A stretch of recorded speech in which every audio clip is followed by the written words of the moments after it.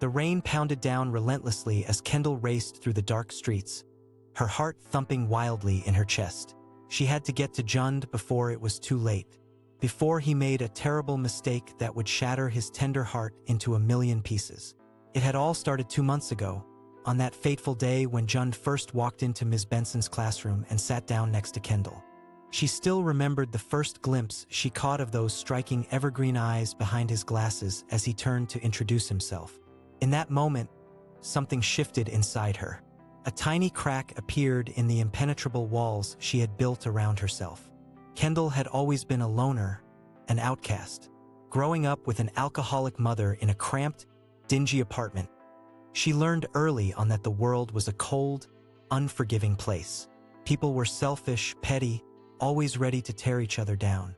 So she pushed everyone away, burying herself in books, shielding her heart behind a mask of indifference. But Jund was different. From their very first conversation, he somehow saw past her prickly exterior straight to the lost, lonely girl hiding underneath. With his easy smile and goofy sense of humor, he slowly but surely wormed his way past her defenses. For the first time, Kendall began to feel a tiny flicker of hope, of happiness even.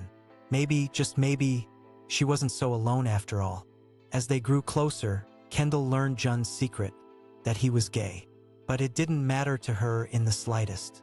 She was proud to be his friend, to support him unconditionally. When he confided in her about his crush on their classmate Michael, she had some misgivings, but she kept them to herself. Who was she to stand in the way of love?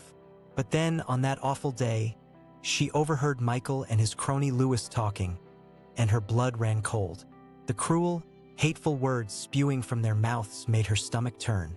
She knew she had to warn Jund, had to stop him from confessing his feelings to someone so bigoted and small-minded. Kendall finally reached Michael's street, her breath coming in ragged gasps, her clothes plastered to her skin from the rain. And there was Jund, standing nervously on the sidewalk, an enormous bouquet of flowers clutched in his hands. He looked so young, so vulnerable. Kendall's heart twisted painfully. "Jund, wait!" she called out desperately. "Please don't do this."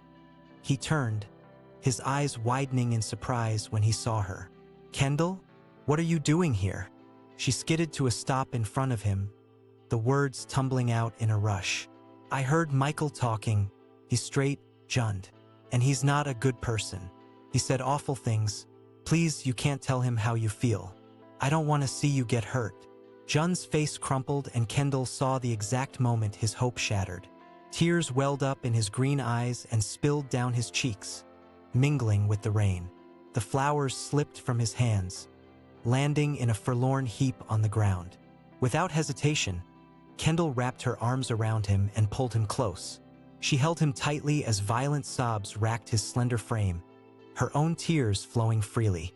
She stroked his hair and whispered soothing words, telling him over and over that it would be okay, that she was here for him, that he was so loved. Eventually, Jund's sobs quieted and he pulled back, wiping at his eyes with the sleeve of his orange shirt. He tried for a wobbly smile.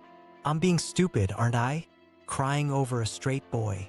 "You're not stupid at all," Kendall said fiercely. "You have such a big, beautiful heart, Jund. Don't ever let anyone make you feel ashamed of that." He looked at her then, really looked at her, and something unspoken passed between them. A profound moment of understanding, of connection. Jund reached out and took her hand.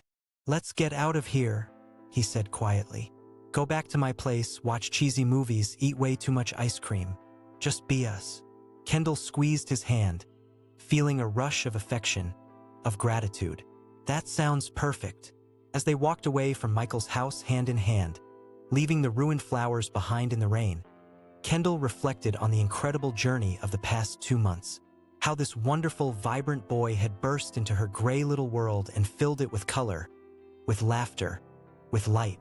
He had changed her life in ways she never could have imagined.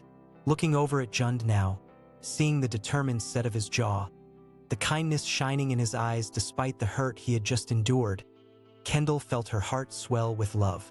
Not romantic love, but the deep, unshakable love of true friendship. She knew with absolute certainty that Jund was her person, her platonic soulmate, and she would walk through fire for him. The rain was letting up as they arrived at Jund's house, a cozy little bungalow with a bright yellow door. Inside it was warm and inviting, filled with secondhand furniture and shelves overflowing with books and knickknacks. So different from the cold, sterile apartment Kendall called home. They changed into dry clothes, Kendall borrowing an oversized hoodie and sweatpants from Jund, and settled onto the plush couch with a plethora of snacks and a stack of their favorite DVDs.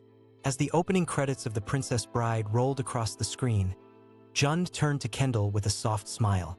"Thank you," he said simply, "for being there, for being you. I don't know what I'd do without you, Kendall." She returned his smile, blinking back sudden tears. "I'll always be here, Jund, no matter what. You and me against the world, right?" "Damn straight," he said with a watery chuckle. Then he froze, a look of horror crossing his face. "I mean, damn gay?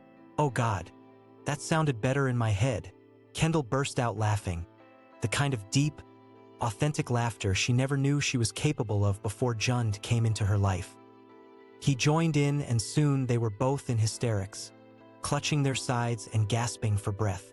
In that perfect, shining moment, all the pain and heartache of the day melted away. They were just two oddball teenagers, finding joy and solace in each other's company. Outcasts no more. As the night wore on, they gorged themselves on pizza and ice cream, belting out off-key renditions of cheesy 80s power ballads. They invented intricate backstories for the background characters in movies and debated the merits of various superpowers. Sometime after midnight, nestled under a pile of cozy blankets, they both drifted off to sleep, Kendall's head resting on Jund's shoulder, his arm wrapped protectively around her. Two lost souls who had found a home in each other. The road ahead wouldn't be easy, Kendall knew. The world was still a harsh, prejudiced place, and Jund had many more battles to fight as an openly gay teen. But he wouldn't be fighting them alone. Kendall vowed to herself that she would stand by his side through thick and thin, a fierce ally and an unwavering friend. Together, they would face whatever challenges life threw their way. Because that's what love is, Kendall realized. Not the superficial, fleeting love of romance and attraction, but the deep, enduring love of true friendship. The love that sees your scars and your flaws and embraces you anyway. The love that picks you up when you're broken and believes in you even when you can't believe in yourself. As she drifted off to sleep, secure in the knowledge that she was no longer alone, Kendall felt a profound sense of peace wash over her. For the first time in her 16 years, she knew without a doubt that she was exactly where she was meant to be.